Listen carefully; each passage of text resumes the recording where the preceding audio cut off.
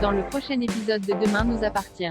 Tandis que Mathilde est entendue par la police, Christelle découvre le lingot. François agace quant à lui Camille. Attention, les paragraphes qui suivent contiennent des spoilers sur l'épisode de Demain nous appartient diffusé demain soir sur TF1. Si vous ne voulez rien savoir, ne lisez pas ce qui suit. Jeudi 9 septembre dans Demain nous appartient. Mathilde est entendue par la police avant le début des cours. Nathan se rend dans le bureau de la proviseure et l'informe qu'il a entendu une dispute entre Clément et Mathilde le jour de la mort de l'adolescent. De leur côté, les lycéens d'Agnès Varda se recueillent devant un hôtel érigé à l'endroit où Clément a perdu la vie. Les larmes aux yeux, Manon dépose un courrier à son nom tandis que Lizzie, qui ne lui en veut plus, la rejoint pour la soutenir. Pendant ce temps, Audrey envisage de décaler le début de son contrat à Perpignan pour rester auprès de ses enfants après tout ce qu'il vient de se passer, mais Jordan la pousse à partir. Alors qu'elle cherche à en savoir davantage sur ses relations avec Clément, Jordan affirme qu'il est innocent. Audrey le croit mais refuse toutefois qu'il continue à se retrouver dans de telles galères. Aussi l'encourage-t-elle à aller voir un psy, mais Jordan s'y oppose catégoriquement. Non loin de là, Chloé prévient Louise et Barr qu'un élève a entendu Mathilde se disputer avec Clément juste avant sa mort. Peu après, Louise raconte donc à Barr que sa fille est revenue avec une grosse griffure sur le bras le jour du drame. Même si l'adolescente lui a dit qu'elle s'était blessée pendant un cours de sport, Louise ne peut malheureusement pas s'empêcher d'imaginer qu'elle puisse être responsable de la mort de Clément. Pour en avoir le cœur net, Louise attend Mathilde à la sortie du lycée et la somme de lui dire la vérité. Dos au mur, l'adolescente confirme que Clément est bien la personne qui l'a griffe. Sans attendre, Louise accompagne sa fille au commissariat, laquelle raconte avoir croisé Clément dans les toilettes des filles.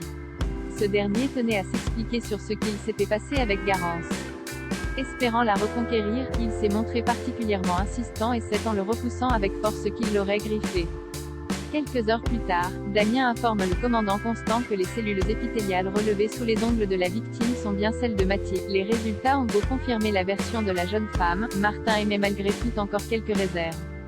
En parallèle, Barr récupère quelque chose dans une boîte de la cuisine et s'empresse de le jeter à la poubelle. Christelle découvre le lingot chez les Mornéo. Christelle fait du jardinage. Comme la fleur de lune plantée par Sylvain ne supporte pas le soleil, elle s'est mise en tête de la déplacer. Bien que son mari tente de l'en dissuader, Christelle continue de creuser et tombe sur le lingot d'or. Sylvain avoue alors l'avoir volé au moment où les preneurs d'otages leur ont demandé de se changer. Même si la valeur du lingot s'élève à 50 000 €, Christelle ordonne son mari de l'envoyer anonymement à la police afin qu'il ne soit pas soupçonné de vol. À contre-cœur, Sylvain glisse l'or dans une enveloppe qu'il dépose ensuite dans une boîte aux lettres. Entre-temps, Christelle a changé d'avis.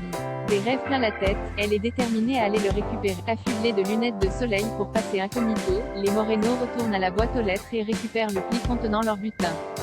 Dans la mesure où ils devront le revendre au marché noir, ils espèrent en tirer 35 000 €.